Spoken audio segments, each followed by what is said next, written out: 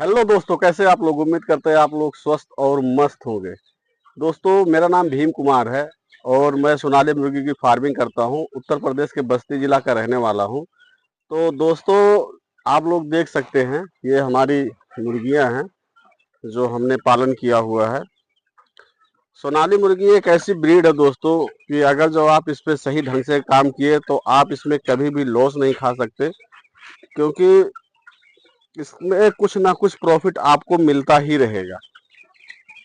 कुछ क्या अच्छा खासा प्रॉफिट मिलेगा अगर जो आप सही तरीके से इस पे काम करेंगे। और इसमें कमाने का बहुत सारा जरिया है, आप जिस तरीके से कमा सकते हो उस तरीके से कमा लीजिए।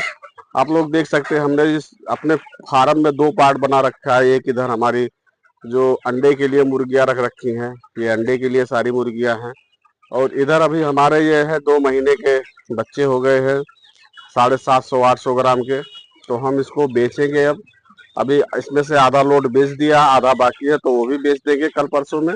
हो सकता है कल ही बिक जाए, क्योंकि अभी जो फेरी वाला था वो फोन किया था कि भैया कल आ रहे हैं उठाने, तो हम इसको भी बेच देंगे।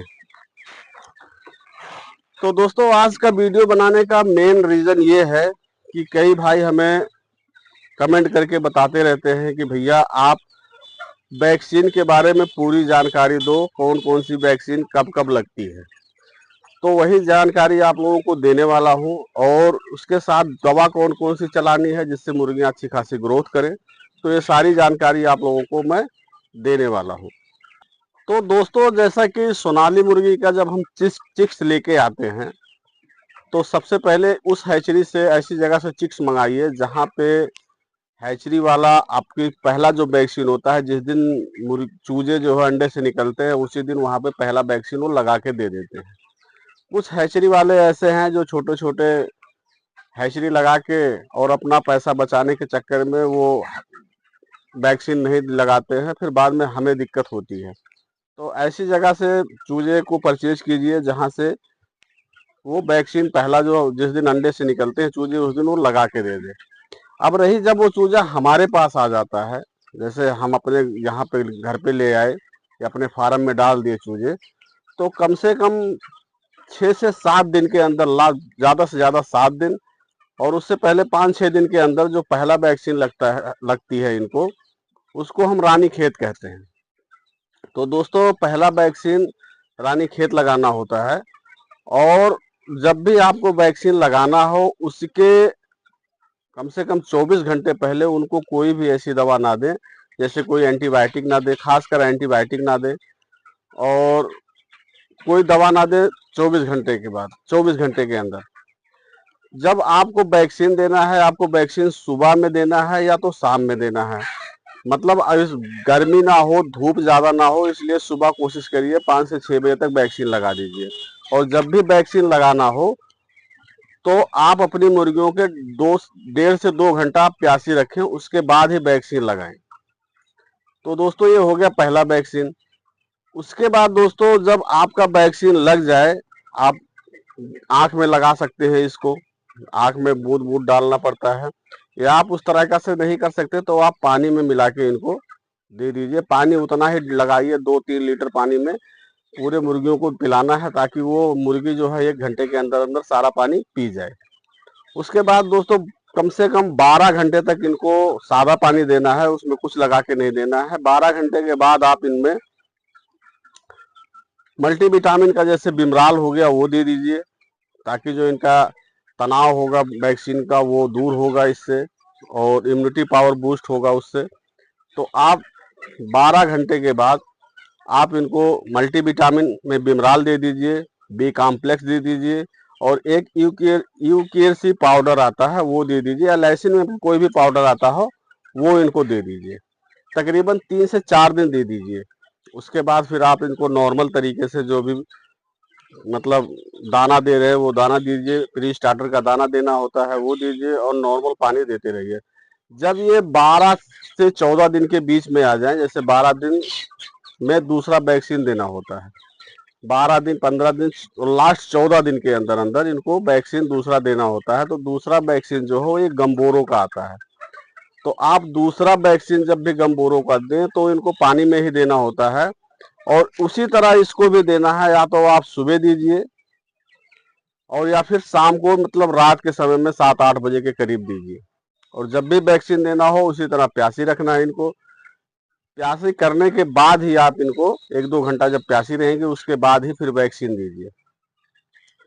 और जब वैक्सीन के बाद ऐसे ही कम से कम 24 घंटे पहले तक इनके पास, जब वैक्सीन जिस दिन लगाना है उसके 24 घंटे से इनको कोई भी दवा नहीं देना है। 24 घंटे तक इनको सिर्फ नॉर्मल पानी देना है। उसके बाद जिस दिन वैक्सीन लग जाती है, वैक्सीन लगाने के 12 घंटे तक भी इनको कोई दवा नहीं देना है। और गंबोरो जब आप वैक्सीन दे रहे हैं तो उसमें दूध कम से कम मिला दीजिए, 200-250 ग्राम दूध में वो वैक्सीन मिला के पानी में मिला के दीजिए। और उसके बाद जब 12 घंटे पूरा हो जाता तो फिर इनको मल्टीविटामिन, लीवर टॉनिक और बी कॉम्प्लेक्स, या बी कॉम्प्लेक्स नहीं तो कैल्शियम की दवा चलाइए। ये भी लगातार 3 से 4 दिन तक लगातार चलाते रहिए। फिर दोस्तों जो तीसरा वैक्सीन हमारा आता है वो होता है लसोटा का। लसोटा वही है जो रानीखेत का बूस्टर डोज होता है। ये हमको देना होता है 18 से 21 दिन के बीच में। तो आप 18वें दिन दे दीजिए, 19वें दिन दीजिए, 20वें दिन दे दीजिए, लेकिन लास्ट 21 दिन तक तो दे ही देना है। तो इसको भी आप चाहे, ये इसको लसोटा हम जिसको कह रहे हैं, रानीखेत मार्केट का रानीखेत का बूस्टर डोज होता है। तो आप इसको चाहे आंख में दे दें या उसी तरह पानी में भी दे सकते हैं।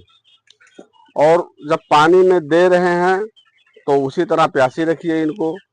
और प्यासी रखने के बाद ही इनको देना है। वही 24 घंटे पहले से इनके पास कोई दवा नहीं चलानी है, नॉर्मल पानी देना है। और उसके बाद वैक्सीन लगने के बाद 12 घंटे तक इनको सिर्फ नॉर्मल पानी देना है। उसके बाद आप इनको मल्टीविटामिन, यूकेआरसी और कैल्शियम की दवा दीजिए।